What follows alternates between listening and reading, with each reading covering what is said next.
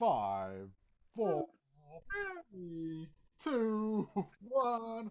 Good afternoon and welcome to the Warden Parker podcast.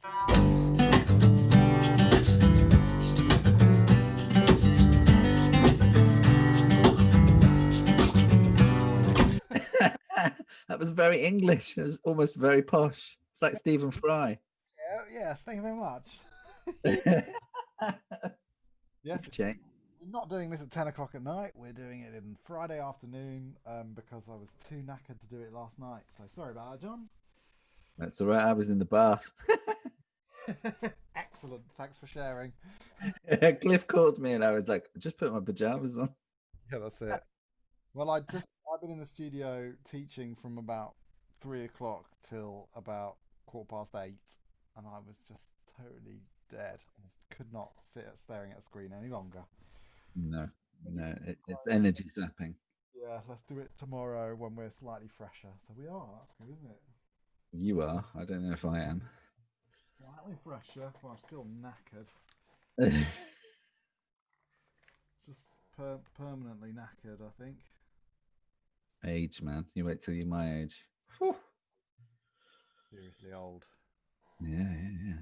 Can you hear my squeaky chair? It's really squeaky today. I'm just going to move my microphone. Oh, we're so professional. I'm not moving mine. Hey? I didn't move mine. I'm the professional one. You can hear me okay? We can. Can. Excellent. So, what's been going on, John? The world is changing very quickly. There's a lot going on. How is life in lockdown 2, man? Exactly the same as lockdown 1 and then the bit in between 1 and 2. 1.5. Yeah, that's kind of how I feel. Like, I didn't just suddenly go out and live like normal after lockdown 1 stopped, so nothing's really changed. I did go to a lot of bookshops and they're all closed. They're the only thing that is closed. Are they? But aren't they essential? No, apparently in Warwick, the WH Smith's is open. I don't know why. There's a factory shop that's open. Like basically this is just locking down the pubs and restaurants and music venues. Yes, that's it. Yeah. It all seems a bit silly. Yeah, like hardware stores are open, aren't they? Yeah, I think there's a loophole now. It's the click and collect. So nearly all shops can offer like a takeaway service or a click and collect service. Yeah, that's it. But the numbers are proving that this lockdown is not working because it's not a lockdown.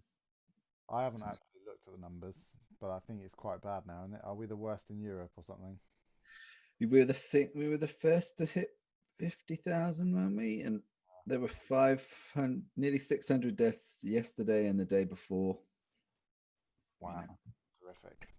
Yep. Yeah, it's mad. Well, I think the main thing is that you get it from going in each other's houses, and that isn't that the main root of the problem?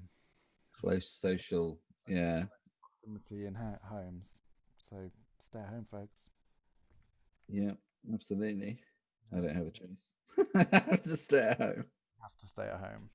It is your duty. Yeah. Well, I've been using this time to try and learn. I've for ages wanted to learn the Bach cello suite number 1 in G major, and I was like, lockdown 2 this is what I'm going to do, and it's so incredibly hard on the double bass. Right, don't you need a cello? Well, I'm playing it in the same register as the cello, so it's really high up on the double bass, and it's just brutal. It's amazing. My bass changes sound after I've spent an hour trying to play the cello suites. It's so ringy, it so comes alive. Wow. But my hands hurt. Have you ever thought about getting a cello? God no. No. It's not. It's just not bassy enough. Apologise to any cellists. No. Well, to be fair, I did get Yo-Yo Ma recorded, and he recorded the cello suite several times, but he did a classic one where he played all of them at the Royal Albert Hall, and they recorded it. And his cello it's the best recording of the cello suites I've ever heard. Like his cello is unbelievable. It's like a bass. So are you going to be making a record of your cello We, No. I've got through the first whole page, but I'm having to, like, there's new techniques where you have to extend your positions. So so like I'm learning to switch, like what they call pivot exercises, but in thumb position. yeah. Yeah, I mean, ideally, I'd love to be able to play it all from memory and it sounds great, and then video it and put it on my website if I ever bother to make one.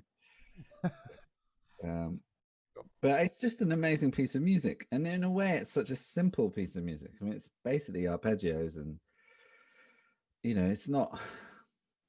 It's just gorgeous though, and it is once you get like I remember playing the first 4 bars, and I was like, oh my god, this is great, I'm amazing, and then listening back and going, oh, that's awful. Well, it's just slowly, isn't it? Bit by Yeah, bit, bar by bar, over and over and over. The journey of learning new piece. It's great. yeah, absolutely. It's a good way of doing lockdown, I think. Yeah, definitely. Yeah.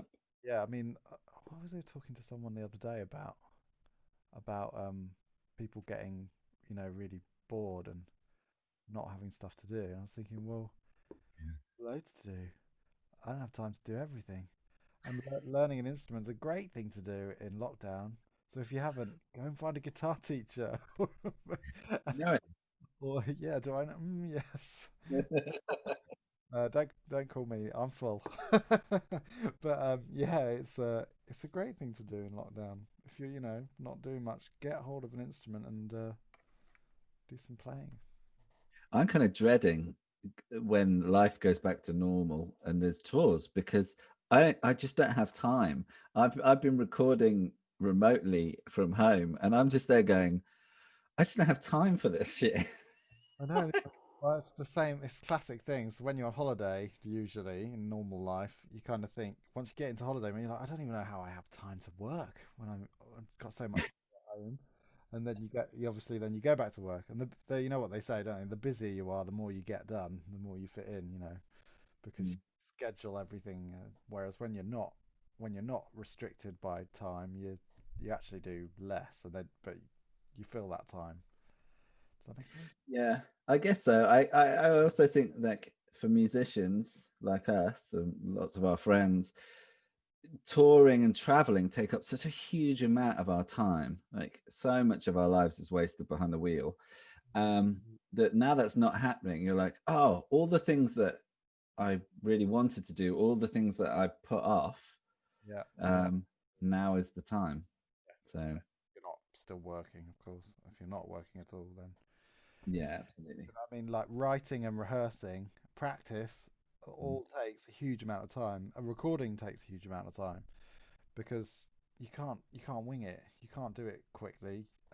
You've got to listen to the whole thing over and over again. You've got to practice each part. So yeah, when you're in up against it, you can't just quickly. You can to an extent grab a little bit of time to write something, but or practice, but it's not the same. To have high quality art, people need time invested to do it. Yeah. Yeah, people don't. I think a lot of people don't really realize that. If you want good music, then they need to be paid to do that. It doesn't can't be their sideline because it's never going to be that brilliant if it's the sideline.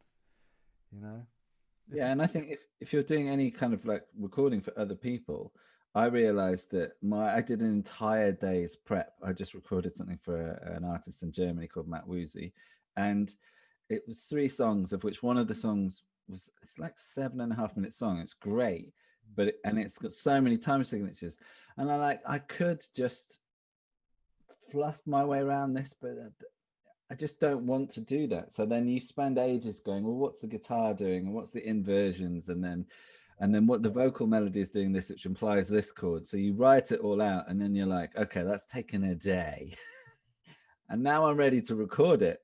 Which is also going to take a day well, I suppose because you're not just playing it. So he's not just sent you the score.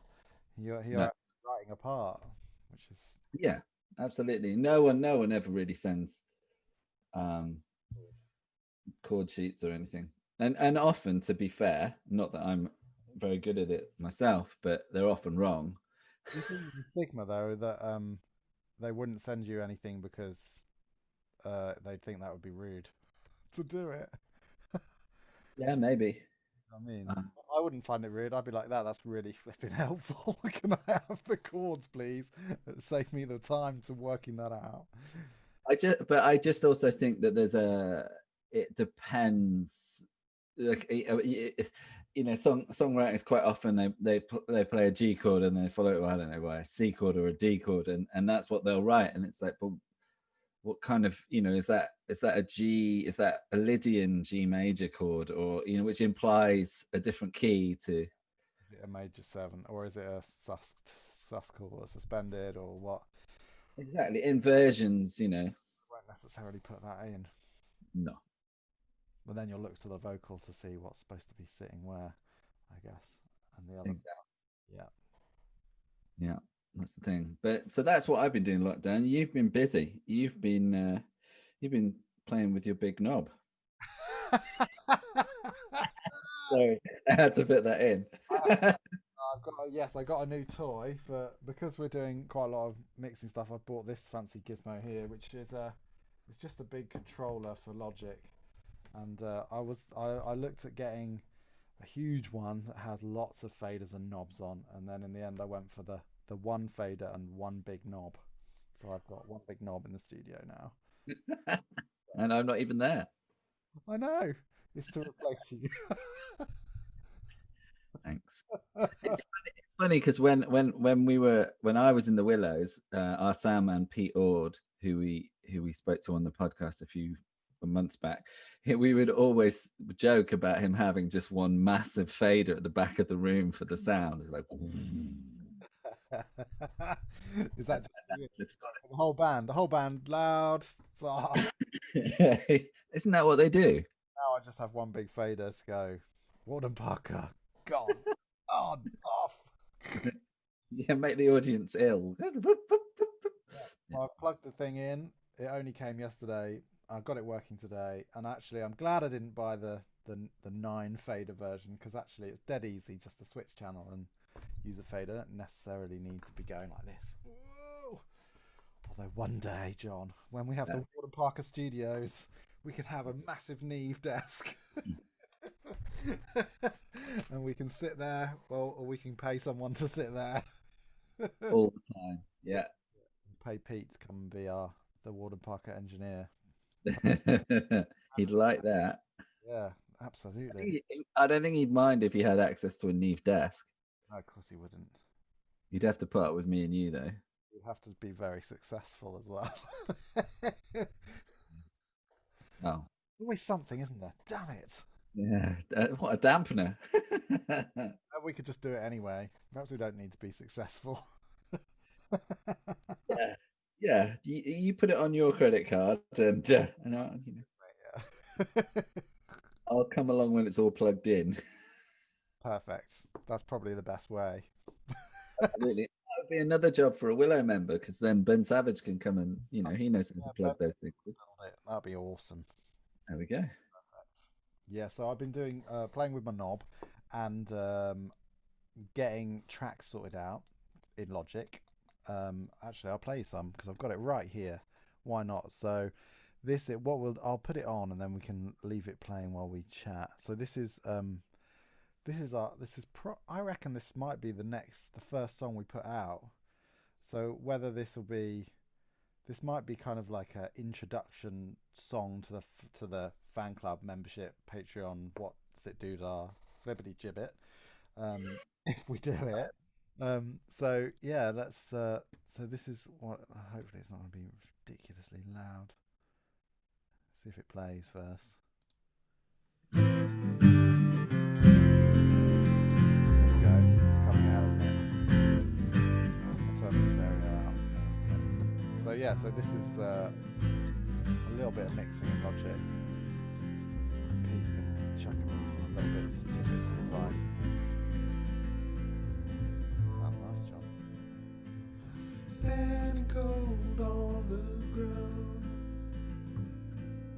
1,000 miles to bring you in. 1,000 seas to swim across, my body can't allow. Turn the tide, I wish I could. The clock has stopped, no going back. I taste the past as it comes me to turn back time and solve. Here we go. Chorus. 1,000 seas to swim across. I'll build a boat to cast me out. How did we come to this? There comes the beatbox. That's what I've just been working on, John. It's complicated doing beatbox. Darky rises up in me. Hold on, you're all I know. Can I forgive you for the past? All this wasted youth and shadows come. To work on the You had a chance, you must not wait. reverb. I'll sail you and set you free. 1,000 seas to swim across. That could be the music video for you, John. Doing really over dramatic actions.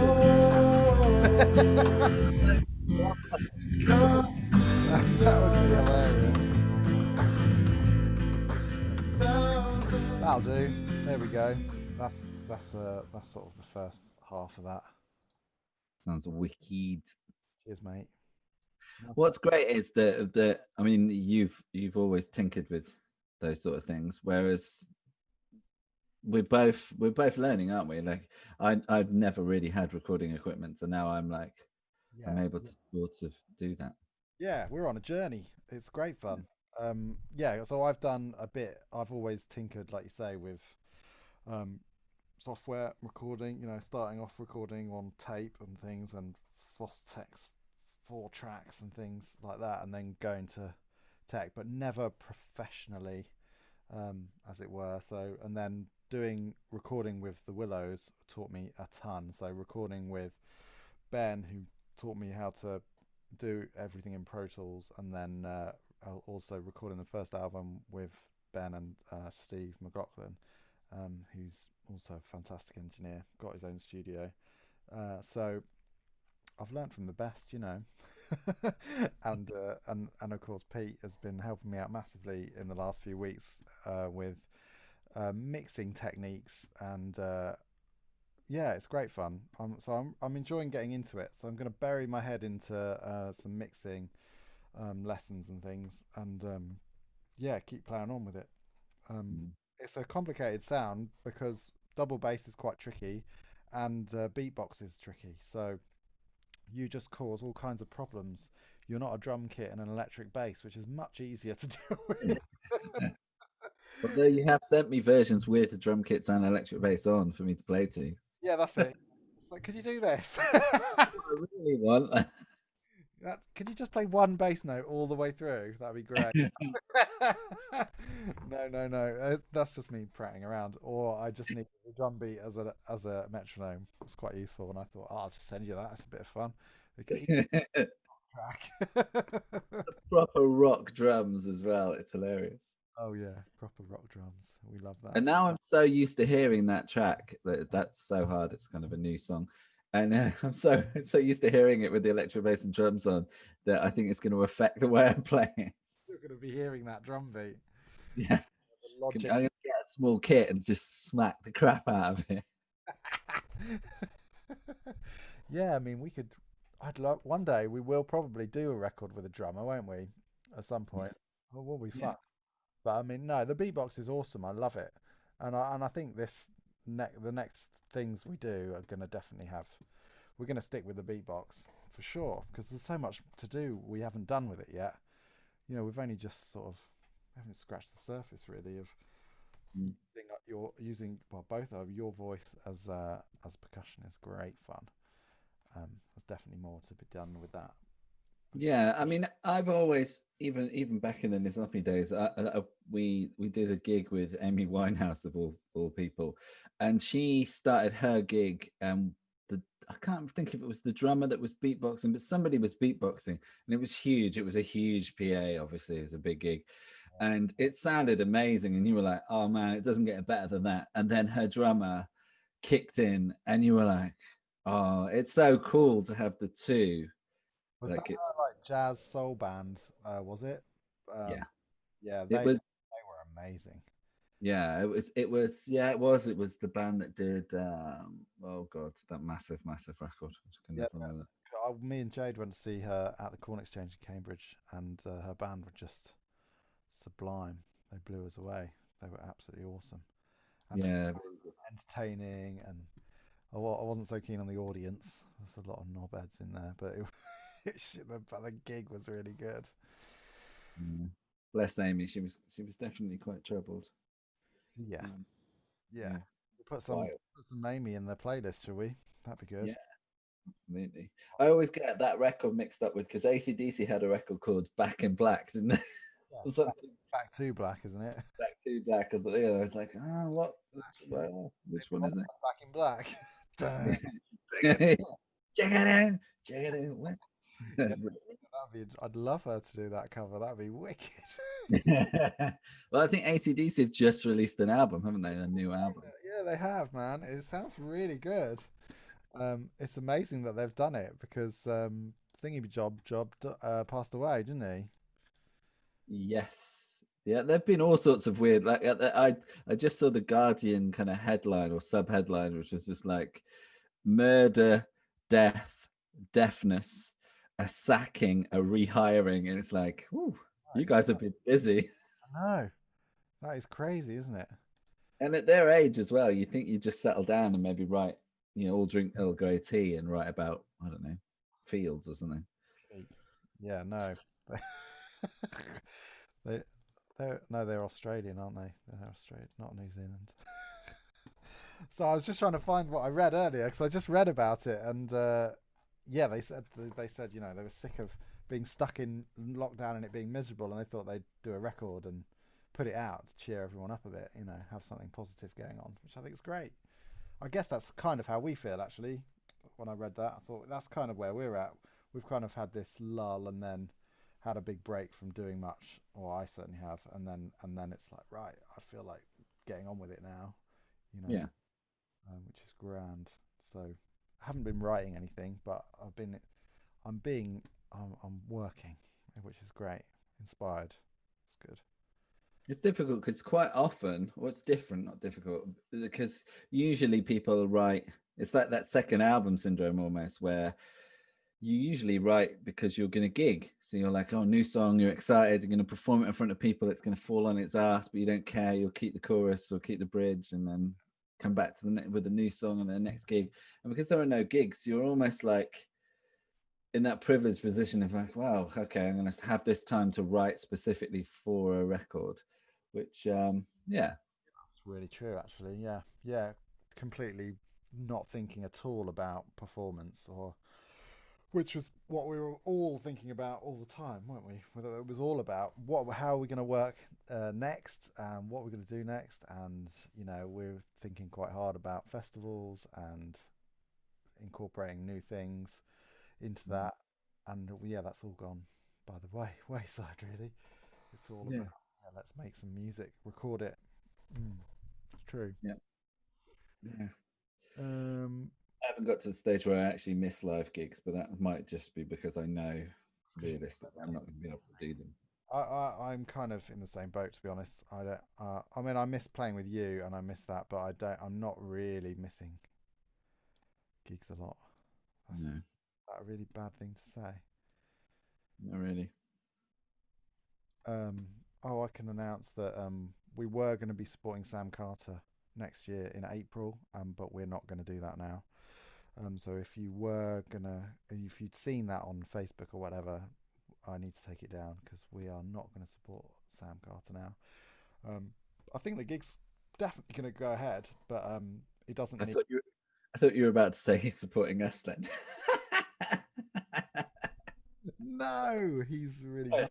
No, he is carrying on. The gig's going on, but I think it will be a reduced audience, and it seems a bit crazy for us to do a hell of a lot of travelling, when they could easily find someone a bit closer to home to do that support slot. So Yeah.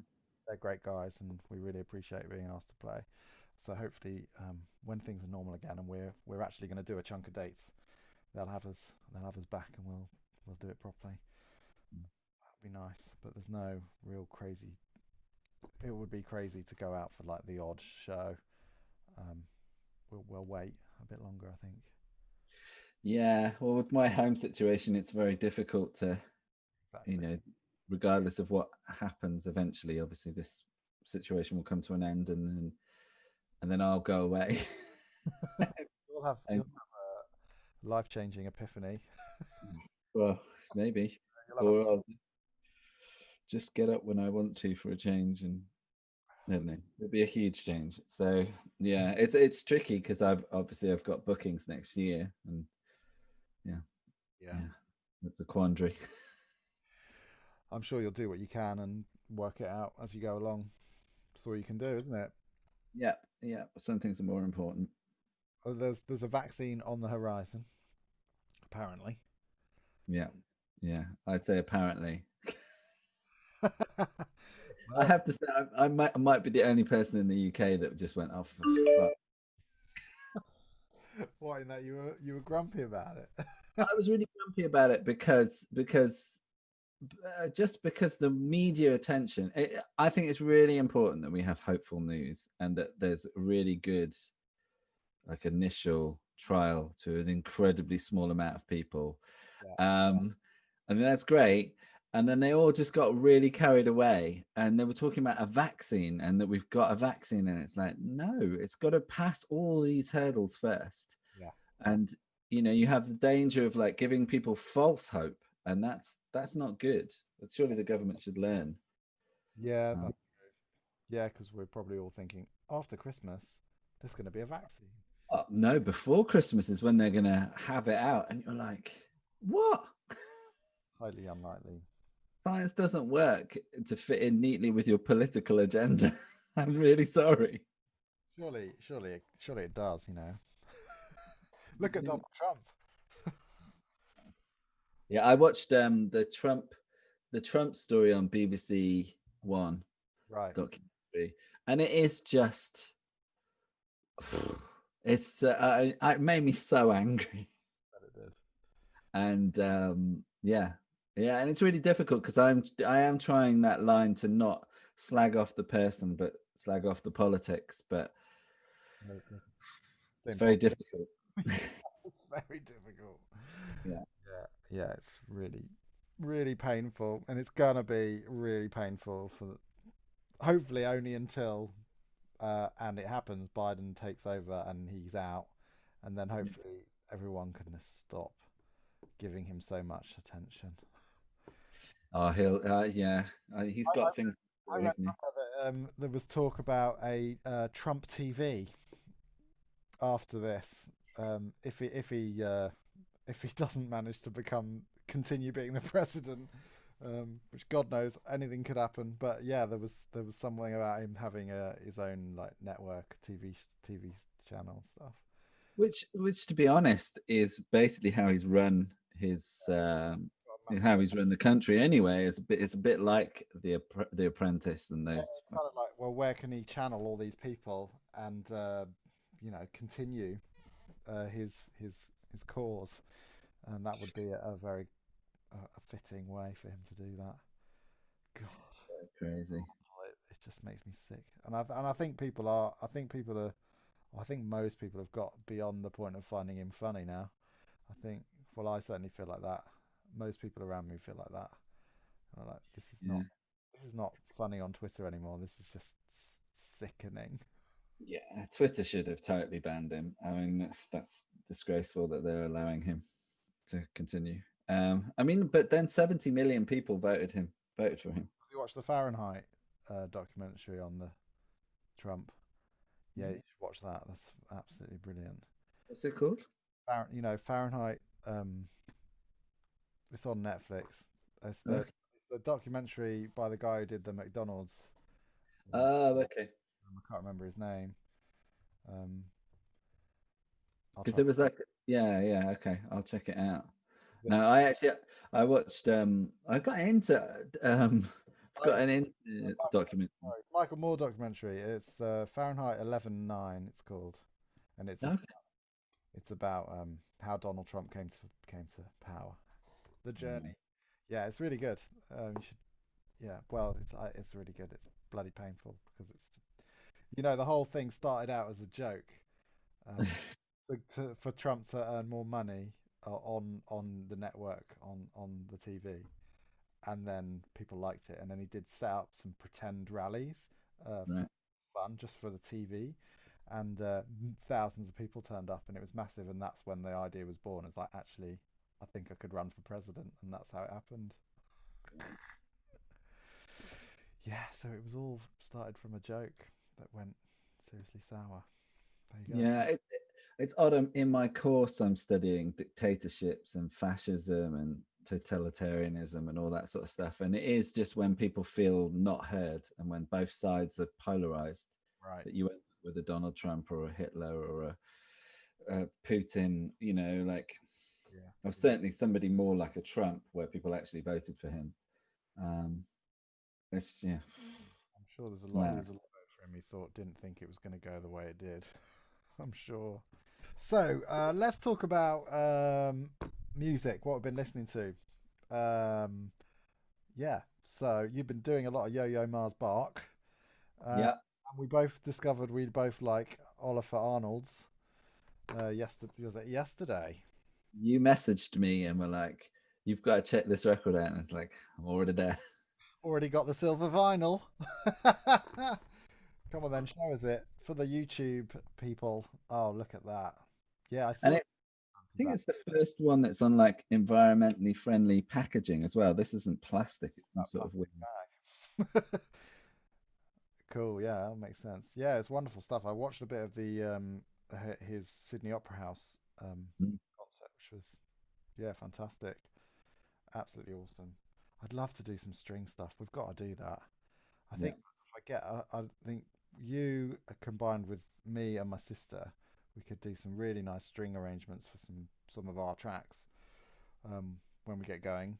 That the song Virtue that we've done a few times live, that is crying out for a string parts to go with that. Would be awesome to do.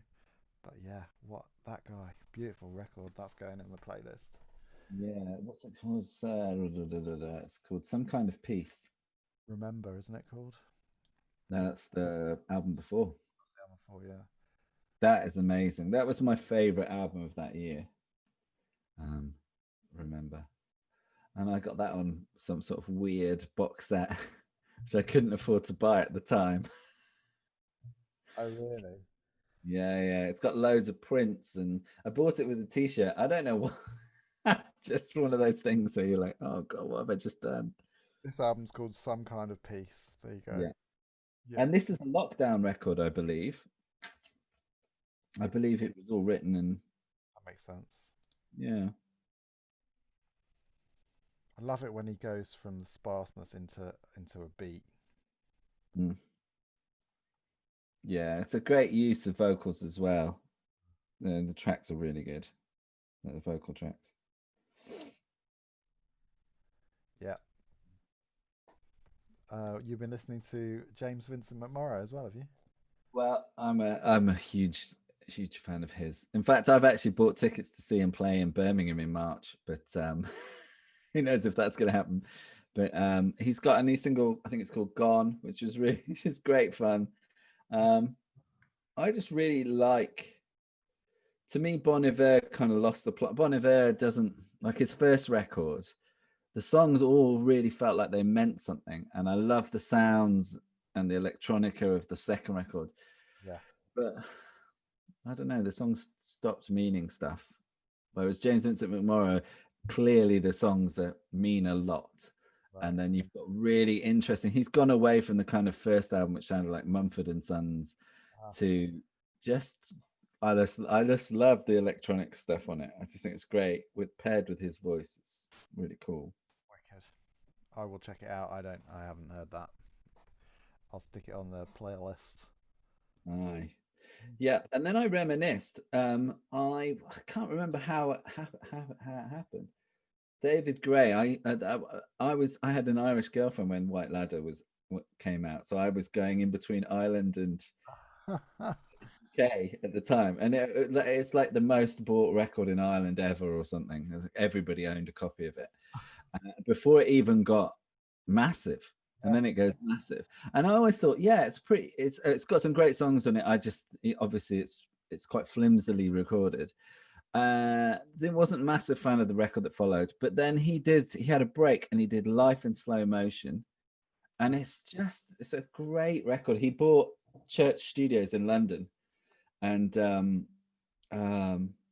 it's just great, and it links with lockdown because he had 5 years off, I think, touring. I think it was all just too much, and he just bought this incredible studio and sat in there every day and recorded.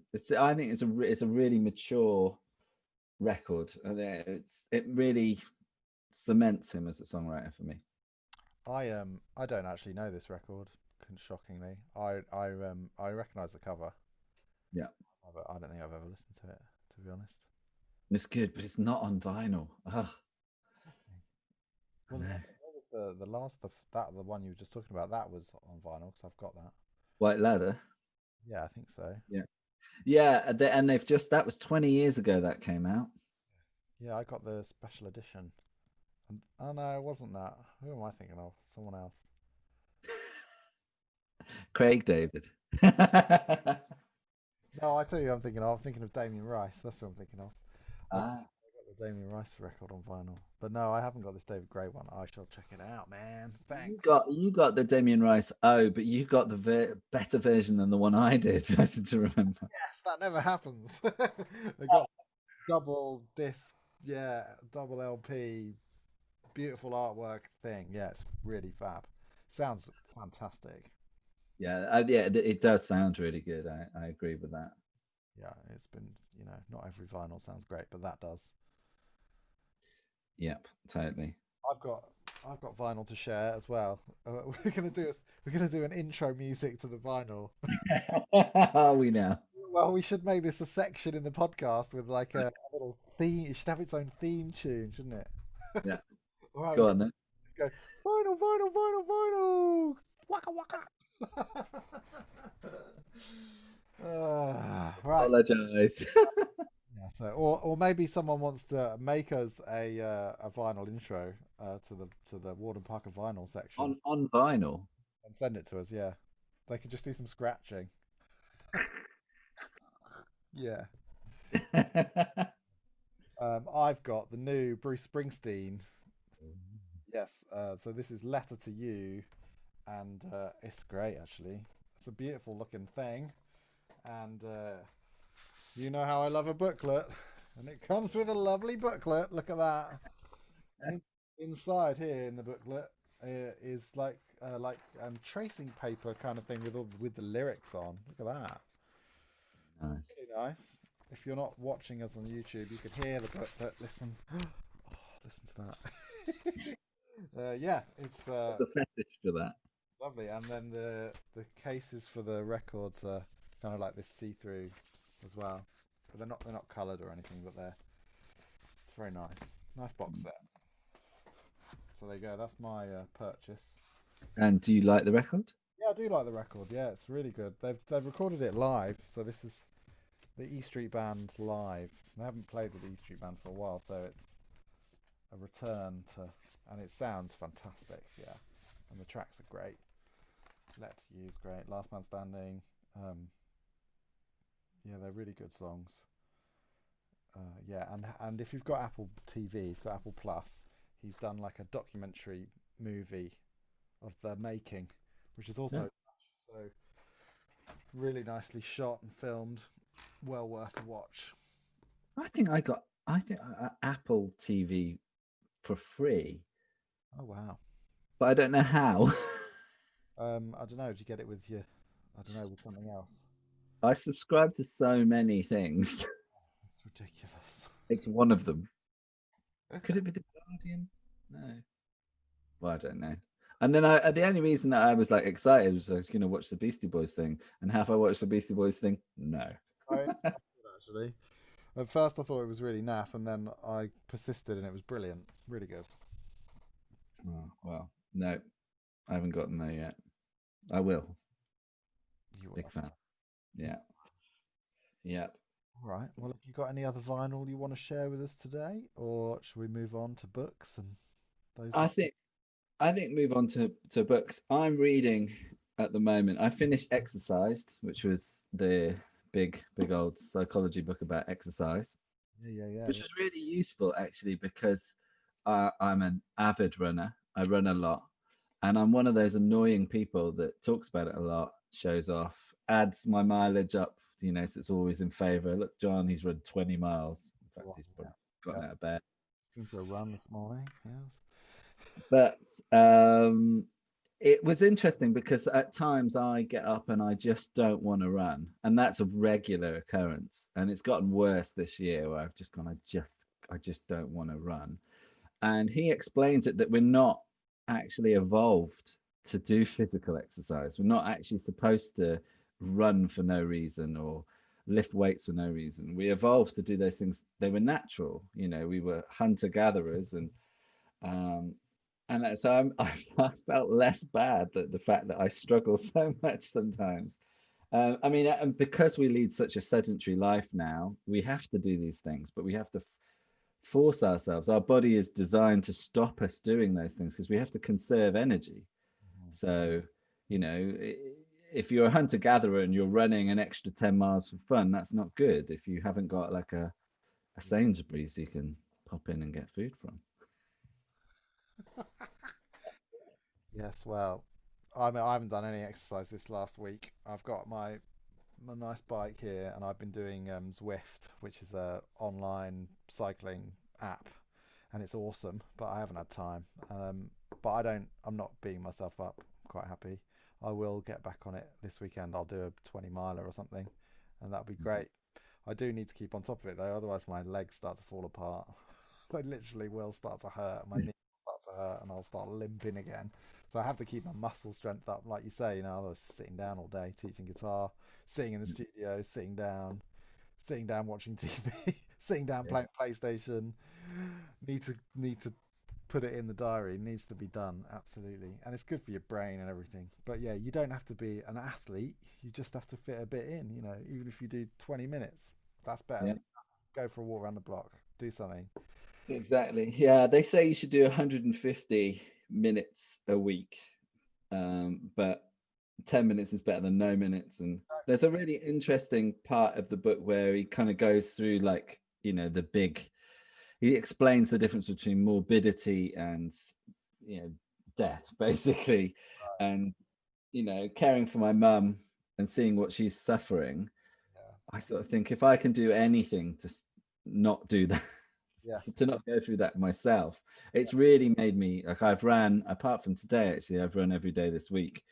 And just because I feel like there's some sort of control over a situation that feels so out of control. Yeah, I get that. But you mustn't beat yourself up. You're very good at being hard on yourself. And if you don't feel like it, then it's all right to have a day off. Yeah, but then I have you know, I'm a single man, so no one can be hard on me, as it were. So I have to be hard on myself. Oh. But this book, which might be in reverse, it's called Contacts by Mark Watson, the comedian. And a friend of mine said, I'm reading a Mark Watson book. He's great. Have you ever read him? And I was like, no, never heard of him. Well, I heard of him as a comedian. I've not heard of him as a comedian.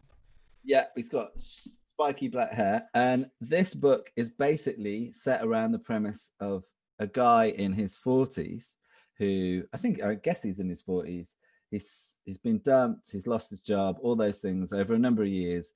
And he basically gets on a train and sends a text message to 158 of his contacts, so everyone in his phone, and basically says, I'm not going to carry on with this life anymore.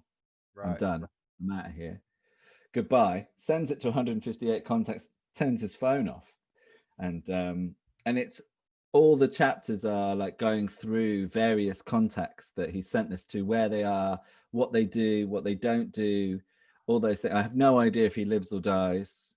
Wow. But it's really interesting. And also it highlights, obviously there's a high percentage of men that take their own lives. And in lockdown, especially, and a lot of my male friends have really struggled. I mean, I've really struggled. And yeah, it just definitely really rang a bell with me. And I'm kind of obsessively reading it. I would like that. I'm going to find that book. That's like a great... It was £8 in Sainsbury's, weirdly. Oh, cool. Okay. But it's great that it's so widely available because it deals with things that are really uncomfortable, and but it's also very funny. It's just very, very funny. Yeah. So yeah, I thoroughly recommend that book. Thank you. I will grab it. I've just been reading a bit of The Artist's Way, which Polly suggested in our interview. But I've only just started it. She got us. She was talking about the morning pages and how, and that's what it starts with. So it talks about to clear you out, as it were, to get your brain into the right place to be creative. And it's these morning pages where you write first thing in the morning, just drivel really, just whatever's in your head, write it down. And if there's not a lot in there, just write, I don't know what to write. And it's been quite good. I've done a little bit. I must admit, I can't possibly manage to do it every day, but here and there I just sit there and write stuff that's going on in my brain, and it's been really good. Every time I've done it, it's been really useful, and it's not for something to be gone over or to go back to and read, but actually when I have, it's been quite good.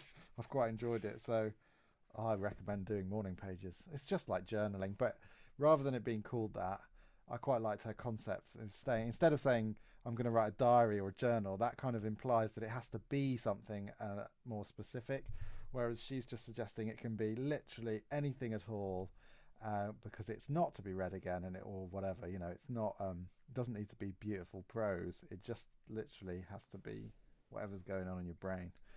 Yeah, so I recommend it. If you're feeling a bit mental, it's a good thing to do. Regardless of whether you're an artist, it really does help you process what's going on in your head. And sometimes you just kind of go, oh, what a load of crap is going on in there today. Get the content. It's kind of like processing it.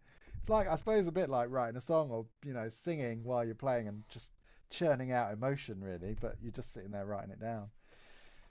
So once, I mean, because I journal every day, and obviously it is a bit more specific because I generally write about how I'm feeling and those sort of things.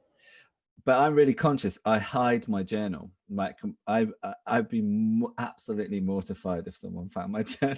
Of course, it's got all your innermost thoughts in it, Exactly. And sometimes I do go back and go, what an absolute nutter. But I think that's the process. That's the point of it, isn't it? To clear your mind. And the idea of the book, I think, is that starting point of getting you to a point where you feel ready to write again. If you're in a block, it's good. I'm going to keep going with it. It's worth it. I haven't got anything else for you there. We do need to wrap it up because I've got to go and get my son from school. That'll be fun, and then we can have a nice Friday afternoon. So. Thanks very much, Mr. Parker. It's been a pleasure as ever. Yeah, totally. And we've got a couple more before the end of the year, haven't we? We've got at least 2 more. We might have more guests. Watch this. But, yes, we'll keep you all posted. I should think you'll be listening to this over the weekend, hopefully. I'll try and get this done tonight, so it should be out. You should be listening to it on Saturday, Sunday. I might listen to it while I'm jogging badly. Nice. Thinking I don't do this, but I am. Yeah, I haven't evolved to do this. I'm going to go and hunt some cats. Oh, Oh God! Right, take it easy, everybody. Thanks for tuning in. As ever, we love you. Thanks for following us. Yeah, we'd be a bit lonely if we if we weren't playing it to anyone, but we know you're out there. So yeah, stop and say hi. Shout out to everyone, and yeah, ciao, bye, bye.